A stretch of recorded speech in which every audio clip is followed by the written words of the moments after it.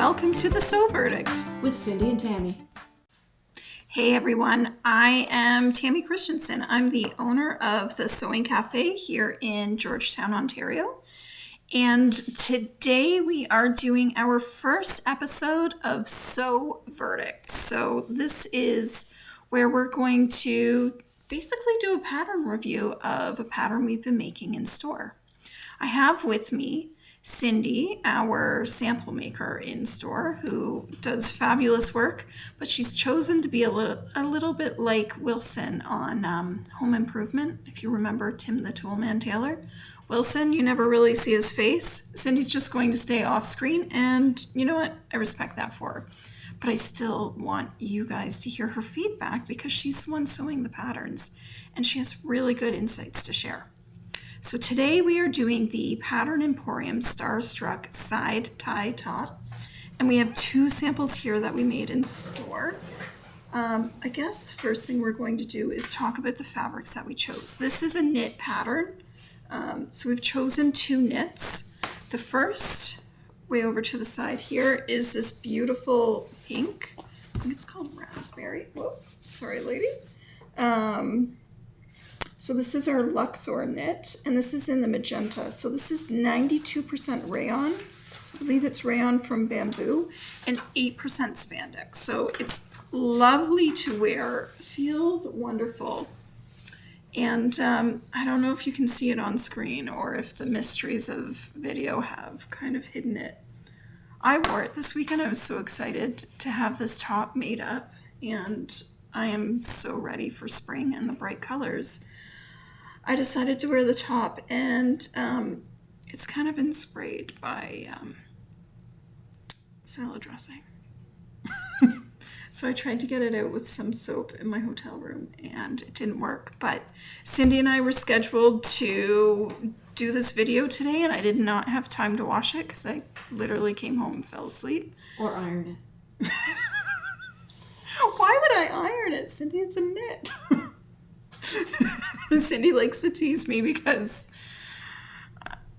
I do iron when I sew. I like to set my seams as I'm sewing because you get much better results that way. But once a garment is made, it's got to be pretty desperate before I pull out the iron again. And we have some lovely ironing boards here, so the irony is not lost on me. So that's what the this little short flounce sleeve is made up in. And this black top, this Judy doesn't really have a lot of shoulders. It doesn't show it off nice enough. But it has this lovely bishop sleeve, and I really love the shape of the sleeve in this fabric. Although this fabric does catch, so if you have animals, keep that in mind. I'm about to pull it off of her shoulder. Also, that neckline's a little bigger than it's supposed to be, and we'll talk about that later. But what we've made this in, and we also have it in this beautiful silver one as well, is a polyester knit, I think. Yeah, 75% polyester, 20% metallic, 5% elastane. It's called Metallic Wave, and oh, that one's only $16.98 a meter. It's a pretty good price. We have it in the silver on the black background, and then as you see it on the top itself, we also have it in the black, but I knew the wave wasn't going to really show on screen, so I grabbed the silver one too, so you could kind of see the beautiful dance of the print. Okay, so those are the fabrics we made it in, and ooh, those look good together. Okay, so the top we made, the Pattern Emporium Starstruck side tie top. We're just going to know as we're talking, we did not review the video tutorials that they direct you to, which might have been a good idea, but it seemed like the instructions were pretty clear overall. And, you know, Cindy's fairly experienced, so she had a clear idea of what she was doing. I'm just going to show the booklet off. I printed it in booklet format. Pattern Emporium does a lot of photos and a lot of pages, and there's often a lot of different options and modifications that you can do to their patterns. So it's It's a lot of color printing. So I usually print it as a booklet, but I think that the text is still an okay size to read, for us at least. You don't have to print it this way, but it cuts down. It is a really useful guide to have. Okay. Amount of fabric suggested. How did you feel about the suggested amount of fabric for the size we made it in? I thought that the bishop sleeve, the black bishop sleeve, the fabric was good, with maybe a little extra. Yeah. The pink, there is no pattern layout in the book for the flounce sleeve. Yep. And it's a little tricky to figure out. So, there was just enough. There was just enough on the pink. Just enough on the pink to get it all in with, because the initial layout is the back and the front are cut.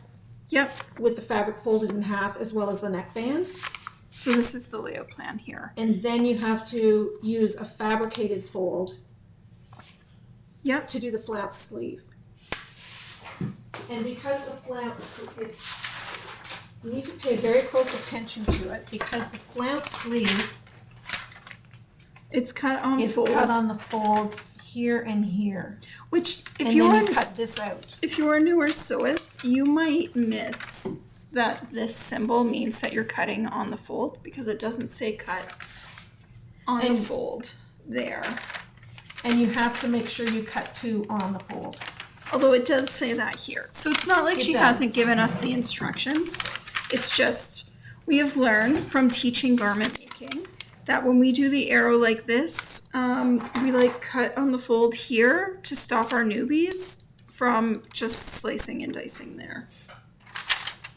But that's a small change. Part of me wonders if one of the reasons why we were short or just had enough fabric for this one is because it's a rayon and we cut to what it said we needed and then we laundered it. Of course we did. We're about to make a garment. We want to shrink it before we make it to fit us. Full dryer. And full dryer, because it's coming to my house. There's a dryer involved.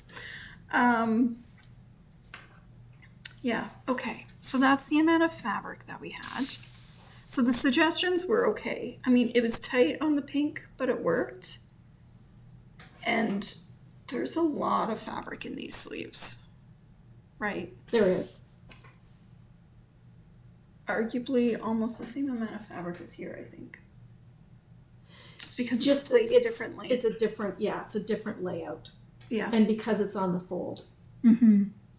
Now, a fabricated fold is probably one of the things that saved you. It's not like you had to keep that center fold line. There would definitely not be enough fabric to do it without using a fabricated fold. And if you don't know what we mean by fabricated fold, I don't know if it's a widely used term or if we just use it here in the shop. That's where you make your own fold line by folding the fabric in. With the selvages together. With the selvages or together. Meeting at the center. Or, folding it over, but measuring your selvage to the edge to make sure that you still have your grain line. So that's something we do here a lot. I'm pretty sure all of you do it too. Or if you don't, you're probably going to start. I think I mentioned that there's no flounce sleeve.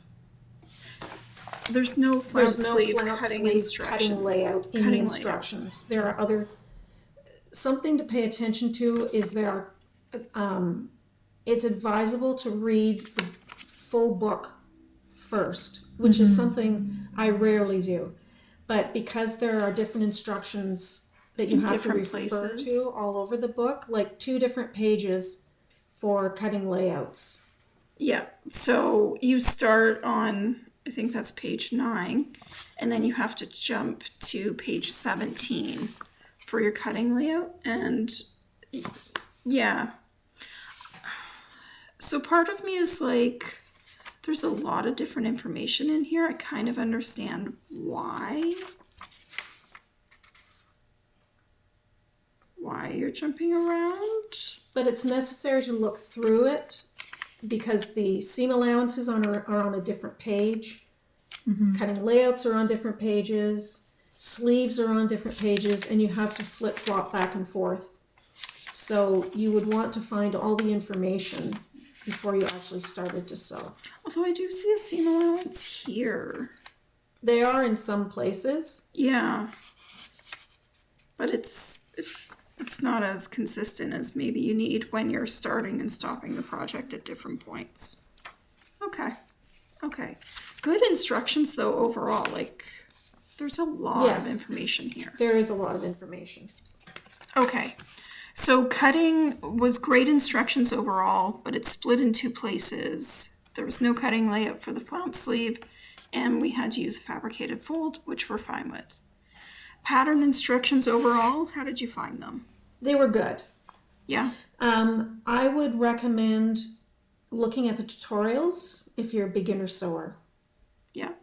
There were. Do you want to talk about the missing notches and etc. on the pattern pieces, or?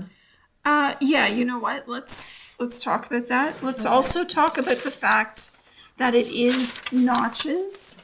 So for me, I always cut my notches. But when you're dealing with the knit fabric and you don't have a lot of seam allowance, you probably shouldn't be cutting that notch. You should probably be marking it. Either with a tailor tack or inside the seam allowance with a marker. Yeah. Or test that you're using a removable item on a fabric where it will come out nicely. Always test in the selvage. So you found that you were missing. Okay, so there are two different types of cuffs. There's an extended, and we're talking about the bishop sleeve on the black. There's an extended cuff, which makes this cuff come up this high. Oh, that'd be huge. And then there's the regular cuff. Is that, wow, yeah, okay. So the regular cuff is missing regular. a couple of notches for placement, which I have placed, and they're right in the middle Yeah, so of the pattern piece. You've marked your center, essentially is what you've done on this. Yes. Yeah. Okay. But they were on the extended cuff. So the seam allowance is on the pieces though. I like that. Like on the pattern pieces. Not all companies do that. Okay. So I'm seeing seam allowance marked here. I'm seeing it marked here. They're not on here. Oh, but not on that. Not on this cuff. Oh, okay. Interesting. Okay. What are some of your other notes from your pattern instructions? Because I know you make little notes as you go along. If you are serging, it gives you the option of cover stitch, serge, or zigzag stitch on your hemlines. Yeah. If you are serging, not all of us like to buy 4 spools of thread so that all the serging thread matches. And serging doesn't always, is not always visible on the inside of your garment, unless you're making a jacket that hangs open or whatever. But with these ties, it does kind of show. That's right. So I would recommend, Tammy and I are the black thread, white thread only sergers. It's true. So, however, because your serger thread is going to show on the ties, you're going to want to match that as best as you can. Not only on the ties, but you kind of see it on the flounce sleeve sometimes too. A little bit, yeah. Or you might want to, that would be the case with your cover stitch machine. You would want all your spools to match.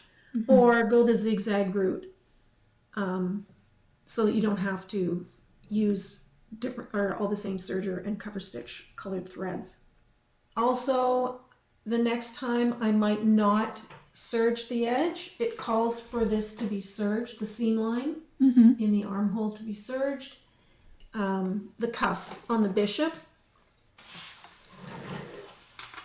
I found that once you serged it, it seemed to, and maybe that's just my ability, it seemed to move the seam and the gathers, and they look fine, but they weren't as perfectly placed as if I just machine stitched it and didn't serge it.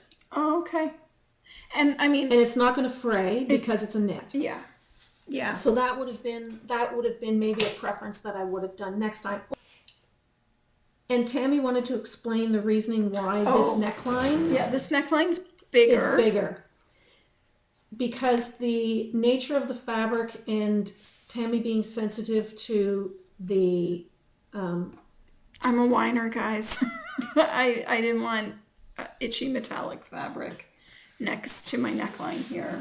So I convinced Cindy to change how she inserted the neckline so that the fabric was actually inside out, so that the soft side of the fabric is brushing up against me here, so I'm not itchy. But because we did that, and the neckline was drafted for... It was the high slope. Yeah, we did the high slope. On both. On both. But with this you're turning the fabric in and leaving a quarter of an inch, quarter to 3/8 of an inch. Oh. Whereas we couldn't with that. It was just folded right under. That's because right. I didn't want that different fabric, that inside out fabric to show. Overall, I think that neckline is too wide for me here. I would actually bring it in a little next time. And there is a low scoop neckline too. Yeah. I do struggle a little bit with my bra strap showing with these tops. The pink and the black both. So for me, I think narrowing it in a little bit, and maybe that's just my body or a preference thing. I don't think there's anything wrong with the necklines as they are. And they look good on Alicia too. Alicia and I take the same size of top, which is really handy for store samples because either one of us can wear them, just as long as I don't hoard them and take them all home. Another thought that I had with the neckline, yeah, I found and I did the binding type neckline. Yeah. I found that I was getting a little bit of pull on the facing or the binding, and Tammy and I decided to trim that off. It was we found it to be a little bit there was too much fabric left on the inside. So we trimmed it right close to the stitching so that it lay, it had a flatter lay on the body. Yeah. But that's just personal preference. And when I look at it, they actually stitch that down. Like I can see in the instructions, there's 2 lines of stitching there. I'm thinking if the cover stitch approach was used on the neckline, then that would have held it down better. Yeah. But we chose to do it a different way. Yeah. The cover stitch option is nice, but yeah, I think we just played with the binding there. So you've talked about the sleeve cuff there. Just flipping through her notes here. Hey, it's future Tammy and Cindy here, and we just realized we forgot to mention something. So in Cindy's notes, it's just the tiniest little thing that she marked, but it's pretty important if you're going to make that bishop sleeve. So you can see on screen here, Cindy has crossed out prepare your sleeve first under the bishop sleeve section. And why did you do that, Cindy?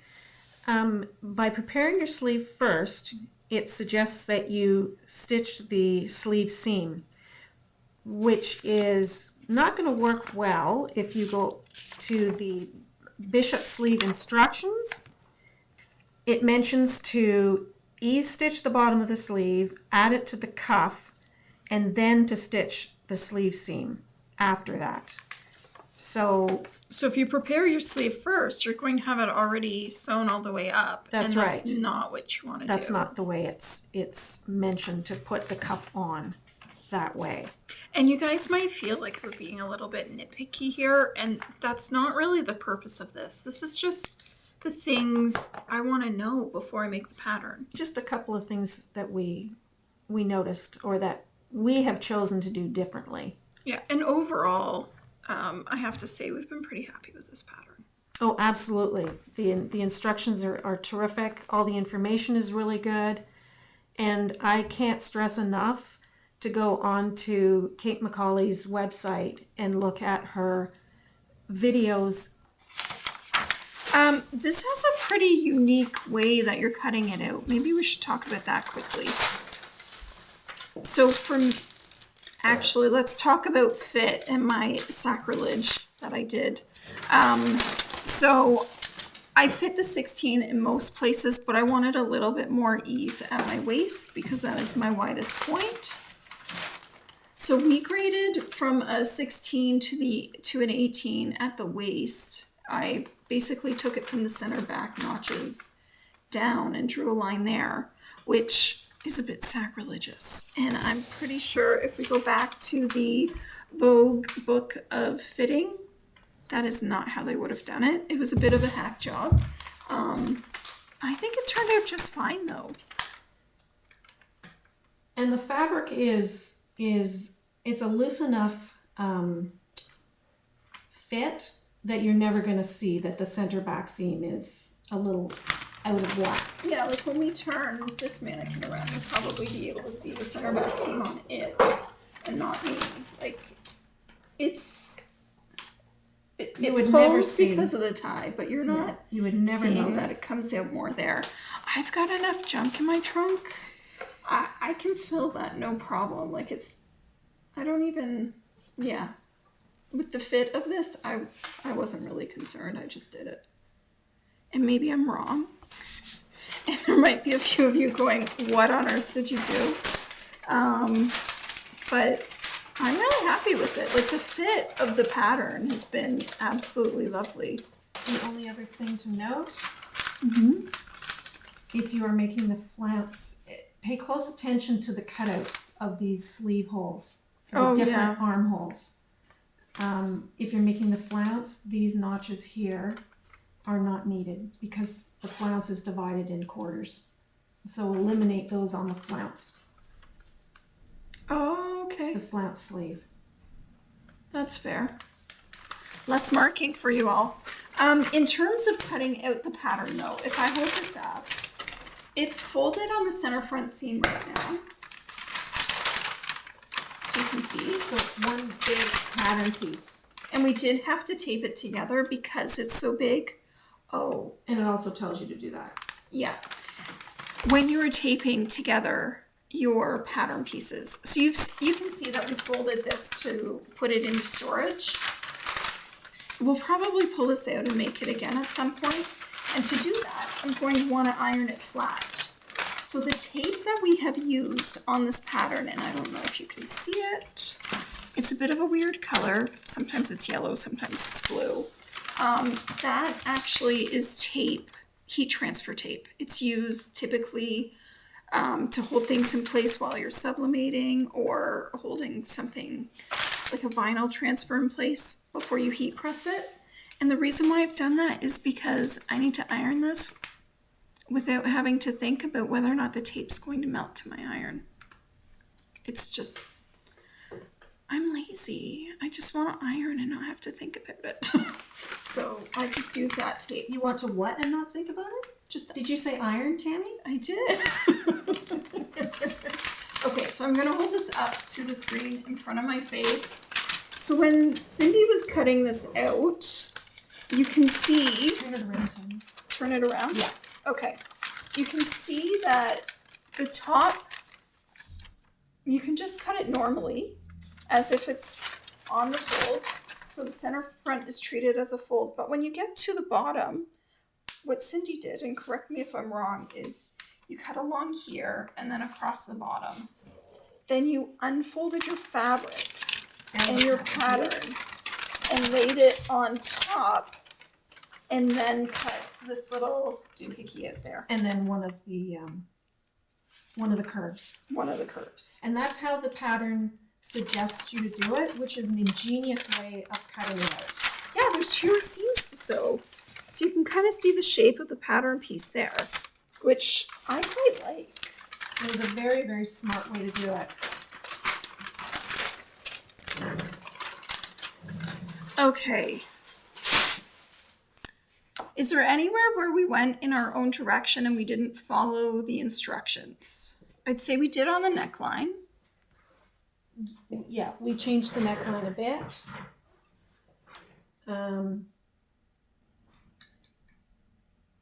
I don't think so. Yeah, pretty much we just completely I followed mean, there are it, things right? that we would do a little differently next time, Yeah, we've talked about some of those. right? But Are we there... did talk about them. Okay. Other notes. Okay, one thing I need to mention is I absolutely love the videos that the designer Kate McCauley does on what's in the pattern. So they're a little lengthy, but she takes the time to sew up her patterns in a bunch of different fabrics and walk you through the different qualities of those fabrics, and then you can see how it impacts the way the garment is going to look. So when you're coming in store and you're getting overwhelmed trying to choose what you can make one of her patterns in, having watched that video first, you can see, okay, if this fabric has more body, what is it going to do? And I've actually found it really helpful for me as a fabric store owner when people are coming in to understand the properties of different fabrics and what they're going to do in general. So that might be something you want to consider watching if you're thinking about making a pattern, is seeing the different samples and the different ways that they lay on the body, to find, what direction of fabric do I want to go with in this pattern. And I think that she does a really good job with her patterns of having a bunch of different substrates, a bunch of different types of fabrics that you can make her patterns in. Like, they're very, very versatile. There's a lot of different options. And there's a lot of inspiration in it too. The sheer number of testing that she does, like, there is a lot of testing that goes on with her patterns. And I think that shows really well in I have not been let down on the fit with her patterns yet. Does she talk about finished measurements? Do we use that at all? Yeah, she does have finished garment measurements. Not necessarily the finished measurements I'm used to seeing, but it's nice to have them there. They're in both centimeters and inches, and fairly size inclusive, I would say. I mean, a 53.25-inch hip is good. Could be just a little bit better, maybe.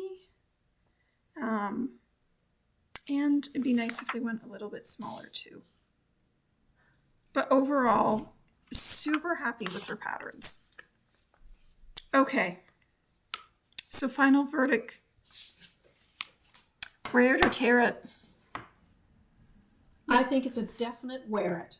Yeah, I do too. Well, obviously we made 2 samples. So. It looks great on Alicia, and it looks great on Tammy.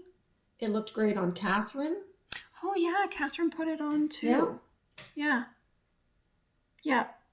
A really, really nice sew, I think. The black one was the first to be sewn, and it caught a lot of attention. So, what's your thought? I'm a wear it. Wear it? Yeah, I'm not tearing up this pattern. I really like the different options and how we've been able to take it from winter into spring so easily. And, I've seen people where they put the tie on the very, very front.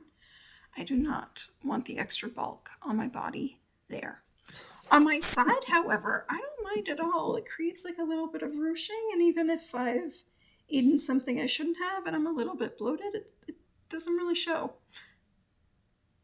So, yeah, definitely a wear it for me. Okay, what do you think of this pattern? Have you tried any Pattern Emporium patterns? And what do you think should be the next pattern that we test? Comment below. Bye, everyone. I'm sleeping on the job. Have a good day, everyone.